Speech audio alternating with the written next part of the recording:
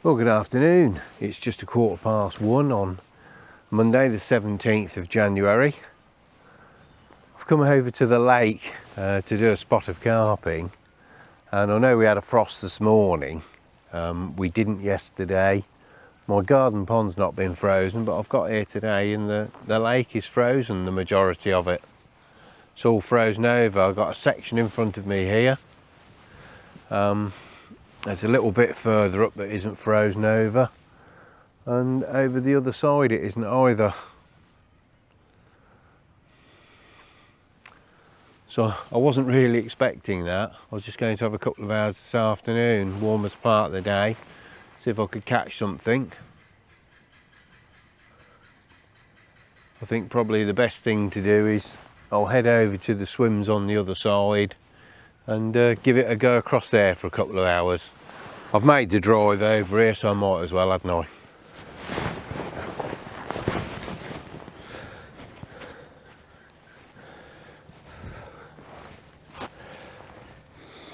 Water's quite clear, as you would expect. Anyway, I've had a look round and I'm just taking a best guess really, but I'm thinking that this might be the best place to be. Anyway, it's a couple of hours out, isn't it?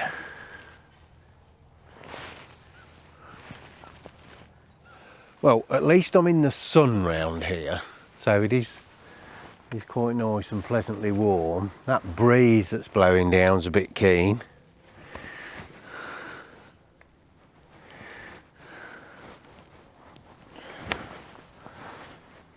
Somehow I'd be highly surprised if I see anything to move to, but you never know.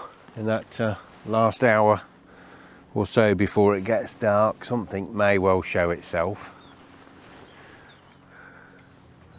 Let's have a chuck about and see what the bottom's like here and there.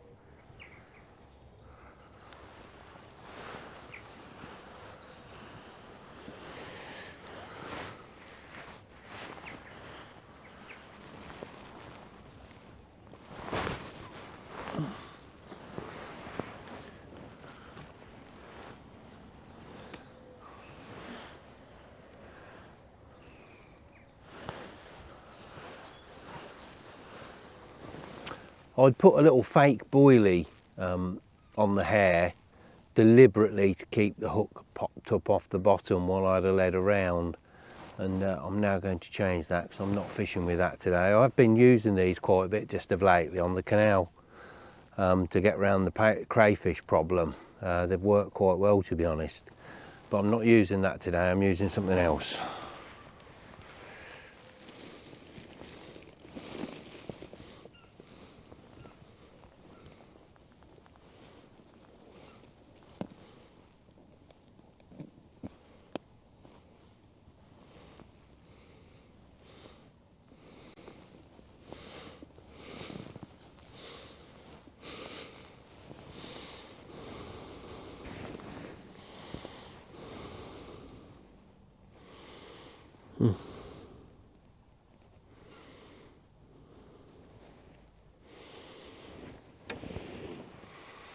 What I'm going to do is start in about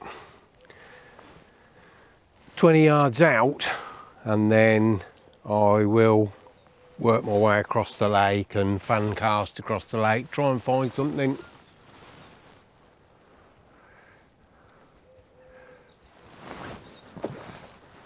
When I remember to put the bail arm over.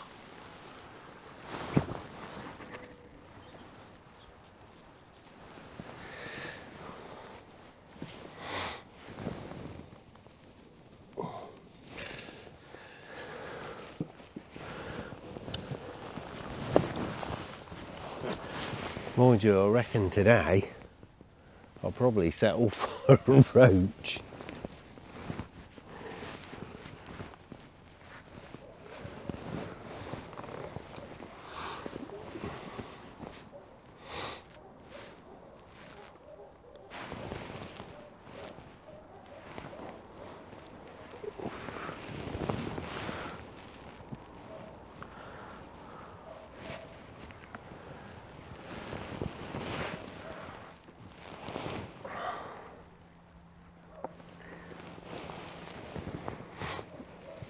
Never mind, got plenty to eat, plenty to drink, and it's absolutely glorious.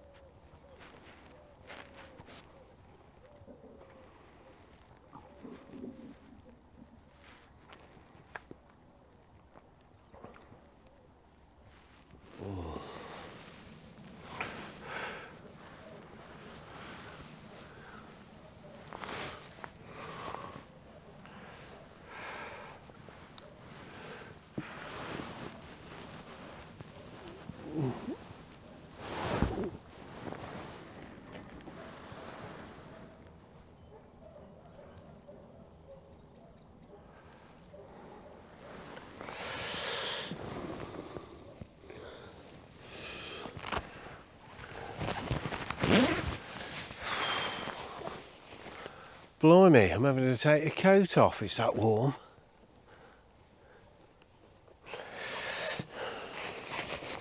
Not that I'm complaining.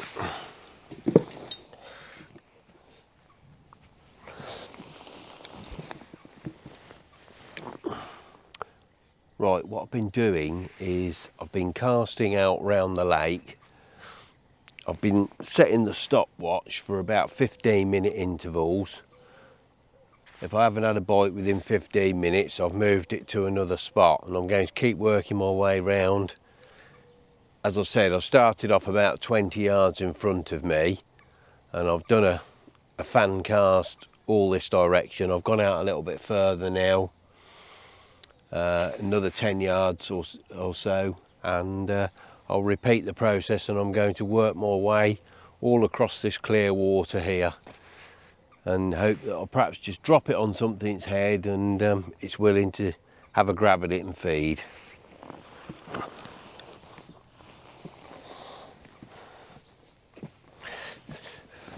Well, we've lost the sun and the ripples picked up a bit, but what it's done is it's melted some of that ice out in the middle. Mind you, it is the warmest part of the day now, but what I've actually seen is I've seen some small fish activity a bit further down. I can cast to it from here, but I'm thinking about picking the gear up and moving a couple of swims down, because it's just that little bit more sheltered down there as well, and I can see better. But when the ripple dies off, there's certainly some small fish topping down there, so perhaps if there's some small fish topping, perhaps there'll be a few big ones as well. And it's easier than casting with all of these trees up above me here. So I think I'll pick the gear up, because time's really ticking on now. It's gone, well gone 3 o'clock. Only got about an hour left on here. It's nearly 3:30 actually. So I've only got about an hour left before it'll be dark, so I think I'll wind in and head down 2 swims and get set up down there.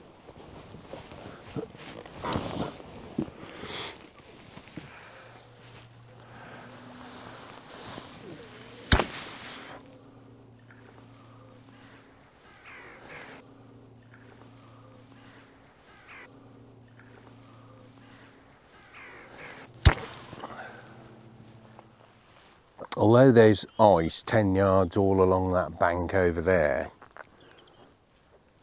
it's open here, and the ripple's broken up a little bit more of the ice that was across there. And as I said, from where I was sitting, I was looking down this. I couldn't look down this direction when the sun was out. It was just too bright, and I'd left the Polaroids in the car.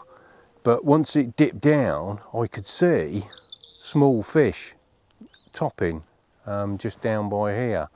So, as I said, I'm hoping if there's a few small fish topping, perhaps there'll be if there's going to be a carp on the feed, I'm hoping it's going to be here somewhere. So we'll give it a go. Anyway, let's see if we can get a decent drop first. But as I said, it's a little bit easier with the casting from here.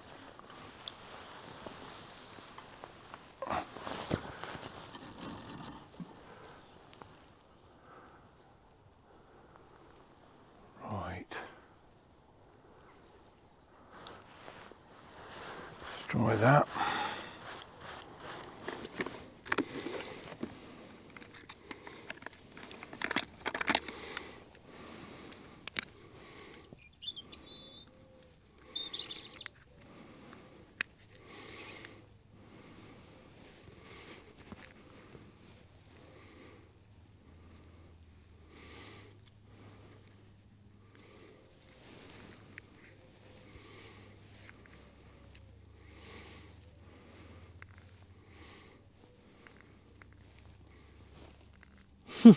Hello, you.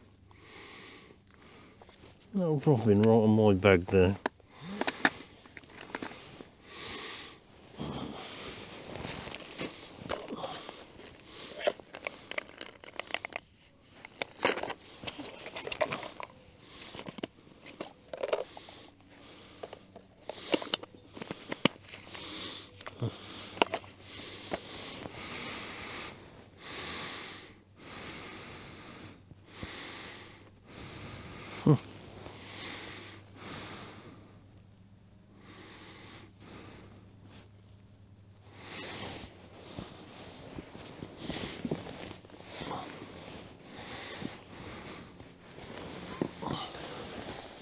So what I've got here is a small piece of red corn, a pellet, because there's no boilies allowed on here, size 12, and that's on an adjustable sliding running rig.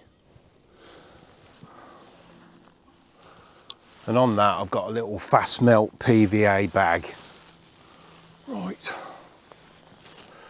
not going out very far.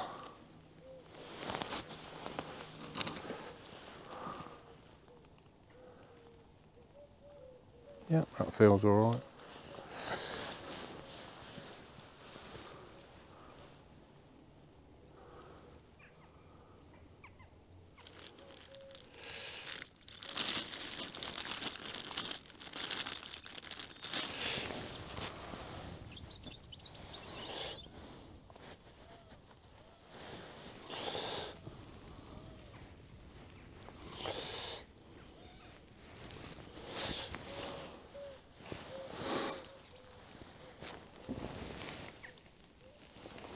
Put some bread there for the robin.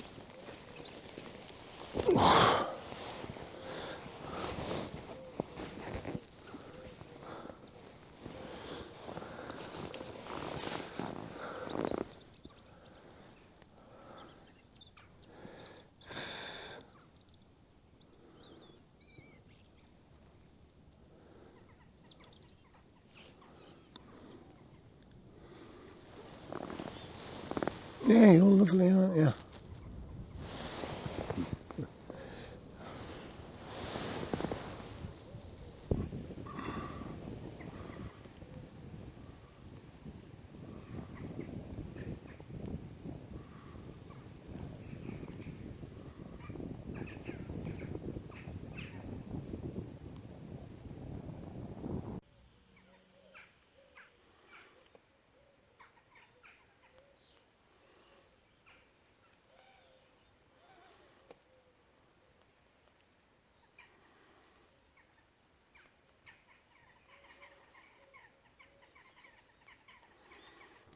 A while back I did a video on preparing bread in all of its different types of forms for fishing,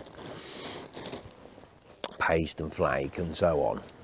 And one of the things that I did was I made some compressed crust by cutting the ends of the crust off, leaving about 1/4 inch of white and then rolling them. And then I've had these in the freezer. And what I've actually been doing today is I've taken a deep meat punch and I've been punching out a nice piece of bread, and then what I've done is I've then fished that on the hook. And so very similar to what match anglers do this day and age, where they punch out some little, about 3 10mm discs, and then they fish them on a hair rig, and then they usually fish it on bomb and bread, so about 20 inches off the bottom, or they'll fish it on the pole, and they call it dobbing. And basically they move around different areas of the swim, no free offerings, just letting that piece of bread sink down and hoping that it'll drift past the carp, and the carp will be in the mood for taking it. Well, the compressed crust is very similar, as you can see, but I've got the crust on the top, so that makes it buoyant, so it won't actually sink unless you really squeeze it hard. And that's what I've been doing today. I've been fishing that on a hair, and I've had it at about 8 inches off the bottom, and just fishing, fan casting round with it and trying it in different spots, and hoping to see if I can get a carp will take. It caught me a few fish up here last year when I was here last winter. It hasn't worked so far today, and at the moment, as I've gone on to now a pellet topped with a bit of red sweet corn and a little PVA bag. But in this last half an hour, I might well go back to trying the bread again. As I said, it's a tactic used by a lot of matchmen, and I've never been one to worry about borrowing from any of the disciplines, whether it's been the paternoster rig from sea fishing, or whether it's been from trout fishing and suspending a buzzer about 6 inches below the surface on a fly line for carp.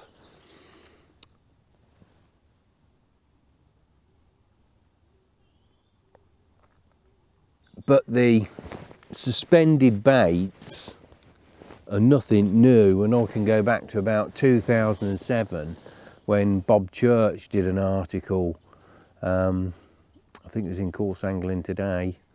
He did an article on suspending boilies about 20 inches off the bottom for carp in colder weather, and other baits as well.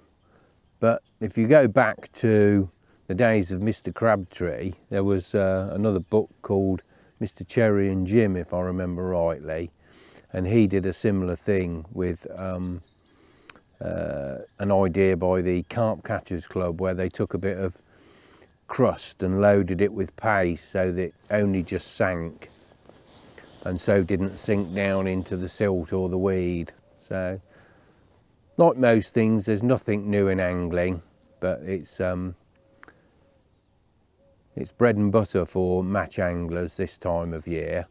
And as this lake gets match fished quite a lot, I suppose that's why it worked quite well for me last year, because other anglers would have been on here doing exactly the same thing. I've remembered the thermometer today, so I'll just have a look and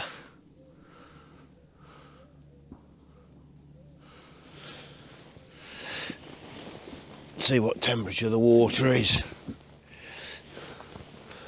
Air temperature is about 6.4.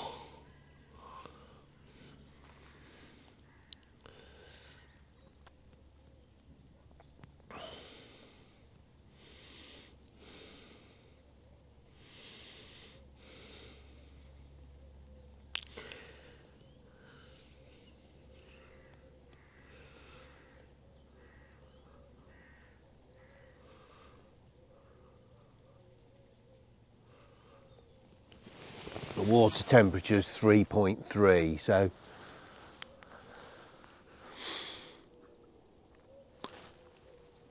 don't hold my hopes out for catching a carp, but you never know. You know, people do catch on frozen lakes, so it's not impossible, but obviously it makes it that bit harder. So a roach or a skimmer might be our best bet today. I've not backleaded today. Normally I backled, but when it's like this, and as I said, I've just been roving around trying to drop onto a fish and get a fish to snatch at the bait. And when I'm doing that, I don't backled because I want the line up in the water to try and see if I can pick up any line bites. In the summer, obviously, I'm not bothered about that. I don't want line bites in the summer. In the summer, I can see the fish that I'm fishing for, but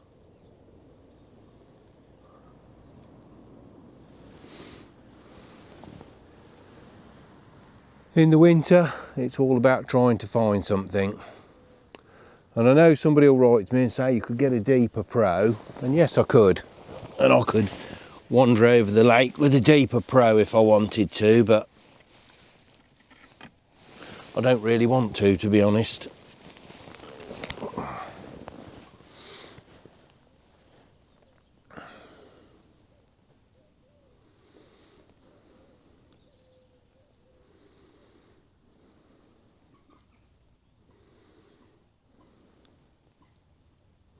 For me, and this is just my opinion and only my opinion, that for me it's about using watercraft and knowledge, prior knowledge from last year for example, and building up knowledge this year to find out where the fish tend to reside. And then for me, if I do catch something, that's where I get the satisfaction from. If I walked up and down the lake with a deeper pro, just casting it out until I found a group of fish and then fished to those, I personally wouldn't get the same sense of satisfaction. But that's just me, each to their own. It's amazing, isn't it? I've moved because I saw, oh there's a kite there, saw the activity down by here, and I'm looking back up there and I can see some small fish activity in front of where I was before. Always the way, isn't it? If you look up the lake now, the ice has gone completely all the way across the lake here, and it's gone from that margin there, but the top half of the lake still got ice on it. You'll be able to see it on the camera up there. That's the shallowest part of the lake. I'll take the temperature again in a minute, but it must have warmed up by a degree or so. Come on, let's be having a run from something.